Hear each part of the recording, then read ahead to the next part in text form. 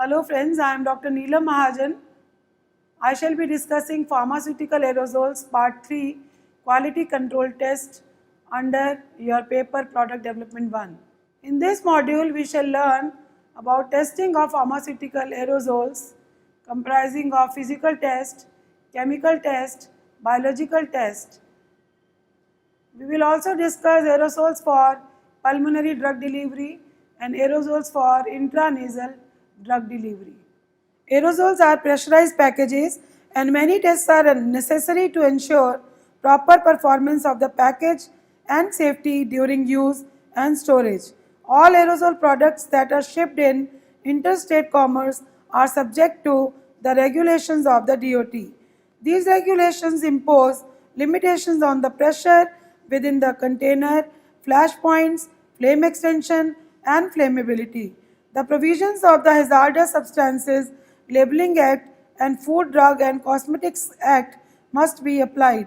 Pharmaceutical aerosols can be evaluated by a series of physical, chemical, and biological tests, which I will be discussing with you in the next few upcoming figures on the screen. The pharmaceutical aerosols are evaluated for flammability and combustibility, physicochemical characteristics, performance, and biological characteristics. You can see it in the figure on the screen. Evaluation of pharmaceutical aerosols for flammability and combustibility involve conducting tests like flame extension including flash point and flashback. Evaluation of pharmaceutical aerosols for physicochemical characteristics involves testing them for concentrate propellant ratio, moisture content, identification of propellants, density, and vapor pressure. You can see it clearly in the figure. We will discuss these in detail in the upcoming sections. Pharmaceutical aerosols are evaluated for performance and their performance is tested by testing aerosol valve discharge rate, spray pattern, dosage with metered valves, net contents, foam stability, particle size determination, and leakage. After evaluating pharmaceutical aerosols for flammability, combustibility, physicochemical characteristics, and performance, they are evaluated for biological characteristics. After having outlined the various types of tests for which pharmaceutical aerosols are evaluated, I will be discussing flash point. Flash point is determined by the use of standard tag open cup apparatus as per the method shown in the diagram on the screen. As you can see in the diagram, the aerosol product is chilled to a temperature of about 25 degree Fahrenheit and the aerosol product is then transferred to the test apparatus and is allowed to increase slowly in temperature. The temperature at which the vapors ignite is taken as the flash point. The results are of limited value because flash point obtained is usually the flash point of most flammable component, which in the case of topical pharmaceuticals is the hydrocarbon propellant. Now I will discuss the flame projection test. This test indicates the effect of an aerosol formulation on the extension of an open flame. The figure over the screen describes the procedure of the test. You can see in the figure the product is sprayed for about 4 seconds into a flame and depending on the nature of the formulation, the flame is extended. The exact length of the flame is measured with the help of a ruler. Now I will discuss the density test of pharmaceutical aerosols. The density of an aerosol system may be accurately determined the use of a hydrometer or a pycnometer with modification to accommodate liquefied gas preparations. The procedure of density determination is shown in the figure over the screen. Pressure tube is fitted with metal flanges and a Hoek valve to introduce liquids under pressure. Hydrometer is placed into the glass pressure tube. Sufficient sample is introduced through the valve to cause the hydrometer to rise halfway up the length of the tube. The density can be read directly now. Specific gravity can be determined through the use of a high pressure cylinder of about 500 ml capacity. Now I will discuss the evaluation of vapor pressure of pharmaceutical aerosols. Excessive pressure variation indicates the presence of air in the headspace. Hence, it is important to determine the pressure variation from container to container. The pressure can be measured simply with a pressure gauge or elaborately through the use of a water bath, test gauges, and special equipment. A can puncturing device is available for accurately measuring vapor pressure. Methods are available for aerosols packaged in both metal and glass containers. Now I will discuss moisture content determination for evaluation of pharmaceutical aerosols. Many methods have proven useful for this purpose. General methods are shown in figure over the screen. As you can see, Carl Fisher method and gas chromatography are used for moisture content determination of pharmaceutical aerosols. Now I will discuss identification of propellants. Gas chromatography and infrared spectrophotometry have been used to identify the propellant and also to indicate the proportion of each component in a blend. Now I will discuss another evaluation test for pharmaceutical aerosols, the aerosol valve discharge rate determination. Aerosol valve discharge rate is determined as per the procedure shown in flowchart over your screen. As you can see, the aerosol product of known weight is taken and its contents are discharged for a given period of time using standard apparatus. The container is reweighed after the time limit has expired. The change in weight per unit time dispensed is determined, which gives us the discharge rate in grams per second.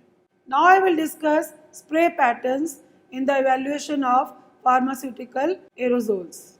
Spray patterns obtained from different batches of material or through the use of different valves are compared using the method shown in the flowchart over your screen. As you can see in the flowchart, a piece of paper treated with a dye-talc mixture is taken. It is attached to a rotating disc that has an adjustable slit to control the amount of material coming into contact with the paper. Depending on the nature of the aerosol, an oil-soluble or water-soluble dye is used. Now the spray impinges on the paper. Particles strike the paper. The dye goes into solution and is absorbed onto the paper. The spray is recorded and is used for comparison purposes. Now I will discuss another important evaluation test for evaluation of pharmaceutical aerosols, the determination of dosage with metered valves. Main concerns with regard to dosage with metered valves are reproducibility of dosage each time the valve is depressed and amount of medication actually received by the patient. Reproducibility of dosage may be determined by assay techniques whereby one or two doses are dispensed into a solvent or onto a material that absorbs the active ingredients. These solutions can then be assayed and the amount of active ingredients determined. Another method that can be used involves accurate weighing of filled container followed by dispensing of several doses. The container can then be reweighed and difference in weight divided by the number of doses dispensed gives the average dose. This must be repeated and the results compared. Determination of the dose received by the patient is a rather difficult procedure since all the material dispensed is not carried to the respiratory tract. An artificial respiratory system has been developed and is satisfactory for this purpose. Now I will discuss net content determination test for evaluation of pharmaceutical aerosols.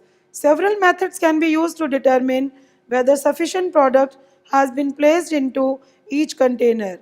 The tarred cans that have been placed onto the filling line are reweighed and difference in weight is equal to the net contents. Other method is a destructive method and consists of weighing a full container and then dispensing the contents. The contents are then weighed with provision being made for the amount retained in the container.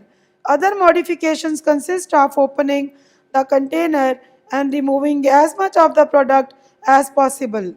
These tests are not indicated in determining the actual net weight of each container as related to the amount that can actually be dispensed. The National Bureau of Standards has issued a method that can be used for foam type, low viscosity, high viscosity, and food aerosols. These methods standardize the manner in which the containers are to be dispensed. Now I will discuss foam stability evaluation. Various methods have been suggested for the determination of foam stability. The life of a foam can range from a few seconds for some quick breaking foams to 1 hour or more depending on the formulation. As shown in figure, several methods have been used which include a visual evaluation, time for a given mass to penetrate the foam, time for a given rod that is inserted into the foam to fall, and the use of rotational viscometers. Now we will discuss particle size determination for evaluation of pharmaceutical aerosols. Many methods have been advanced for the measurement of particle size of aerosols. Among those that have been used to a great extent are the cascade impactor and light scatter decay methods. The cascade impactor operates on the principle that in a stream of particles projected through a series of nozzles and glass slides at high velocity, larger particles become impacted first on the lower velocity stages and the smaller particles pass on and are collected at higher velocity stages. Now we will discuss the biological testing of pharmaceutical aerosols. Final phase involved in a comprehensive research and development program for pharmaceutical aerosols must involve biological testing. A limited number of these tests have been used to evaluate the efficiency of many products including various antibacterial agents. These tests are similar to tests performed on non-aerosol pharmaceuticals. Biological testing of aerosol products should include a consideration of therapeutic efficacy and toxicity. Now I will discuss therapeutic activity evaluation for the testing of pharmaceutical aerosols. Various testing procedures are available to determine the therapeutic activity of aerosols. With the exception of consideration given to the aerosol feature of the package, these procedures are similar to existing tests used for non-aerosols. The dosage of the product has to be determined for inhalation aerosols and this must be related to particle size distribution. Topical preparations are applied to test areas in the usual manner and absorption of therapeutic ingredients can be determined. Now the toxicity testing of pharmaceutical aerosols. Toxicity testing should include both topical and inhalation effects. Aerosols applied topically may be irritating to the affected area and may cause a chilling effect depending on the type and amount of propellant present. Thermistor probes attached to recording thermometers are used to indicate the change in skin temperature when skin is sprayed with an aerosol for a given period of time. Inhalation toxicity must also be considered even though the product may be intended for topical administration. This can be accomplished by exposing test animals to vapors sprayed from an aerosol container. Now I will discuss stability testing of pharmaceutical aerosols. One of the most important considerations in the formulation of a pharmaceutical aerosol is its stability.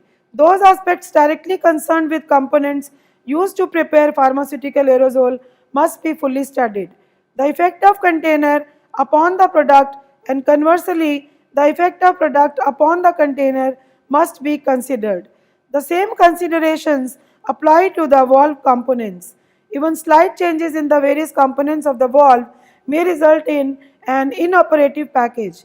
The valve component of the aerosol package has several working parts made of different materials like natural or synthetic rubber, plastic and stainless steel. All these materials may produce an adverse effect on the product and must be fully studied. Since a variety of different materials are used in the makeup of container, valve and dip tube, it is difficult to determine whether a reaction takes place between materials and drug. Many of the components come into intimate contact with the medicinal agent. To determine whether these reactions do occur, all materials must be studied separately and collectively. Several container coatings as well as valves with different subcomponents may be studied so that any reaction between the component and the product may be detected. Samples are prepared and packaged in glass aerosol containers as controls. Testing of these aerosols must cover three areas, that is concentrated propellant, container and valve. Evidence of decomposition or deterioration in any of these areas could result in an ineffective product. Now I will discuss determination of physico-chemical constants of the product for evaluation of a pharmaceutical aerosol. Immediately after preparation, several of the important physico-chemical constants of the product are determined. These include vapor pressure, spray rate of valve, pH, density or specific gravity, refractive index, viscosity, total weight, assay of active ingredients, infrared or gas chromatography curves, color and odor. These are then used for comparison during each evaluation of the product. These samples are usually stored on their sides so that the product comes into contact with both the valve mounting cup and the container. When three-piece metal cans are used, care should be taken to ensure that some samples have liquid as well as gaseous contact with the side seams, whether soldered or welded. Now I will discuss the evaluation of container used for pharmaceutical aerosols. The procedure for the same is shown in the figure over your screen. As you can see in the figure, the contents of the aerosol container are chilled to a temperature of 0 degree Fahrenheit or less. The container is opened and the contents are removed. The metal container is examined for signs of corrosion by naked eye and under a microscope. Examination of the glass container can be omitted. Small pinholes due to attack upon tin plate, tin-free steel or aluminum containers are detected. Then softening, dissolving, peeling or blistering of internal lacquering of containers by the concentrate is detected. Special attention should be paid to the side seam and head space as there is a greater danger of attack upon these areas. Plastic containers may require special testing to determine whether leaching or sorption has taken place. Now I will discuss the evaluation of the valves of the pharmaceutical aerosols. During the dispensing of the product, the valve should be examined to ensure that it is functional and will satisfactorily dispense the product and will be easily closed. Elongation and cracking of the dip tube should be noted and if present, corrected. Valve cup should be examined for evidence of corrosion. Various valve subcomponents should also be examined for evidence of softening, cracking, elongation or distortion. This has been shown in the figure over your screen. Now I shall be discussing aerosols for pulmonary drug delivery. The two possible mechanisms for delivery of drugs to the lungs include an aerosol or direct instillation. The most commonly used is the aerosol, which consists of finely divided liquid droplets or solid particles in a gaseous suspension. A device which generates an aerosol is called as an atomizer. An atomizer may be electrically, pneumatically, or mechanically powered. Now I will discuss aerosols for intranasal drug delivery. Drug delivery systems intended for deposition of medication into the nasal passageways are most effective means of administering drugs intended to produce either a local or systemic effect. Various modes of administering intranasal preparations have been summarized in figure shown over your screen. As you can see in the screen, the various modes include nasal drops, non-pressurized nasal sprays, inhalants, pressurized metered nasal aerosols, intranasal creams and ointments, intranasal gels. As also mentioned in the figure, a new alternative to traditional intranasal preparations is gaining rapid popularity, which is the pressurized metered nasal aerosols. So friends, we learned that pharmaceutical aerosols are evaluated for a host variety of tests which include flammability and combustibility, physicochemical features, performance and biological characteristics. Further, we introduced ourselves to aerosols for pulmonary and intranasal drug delivery. Thank you very much.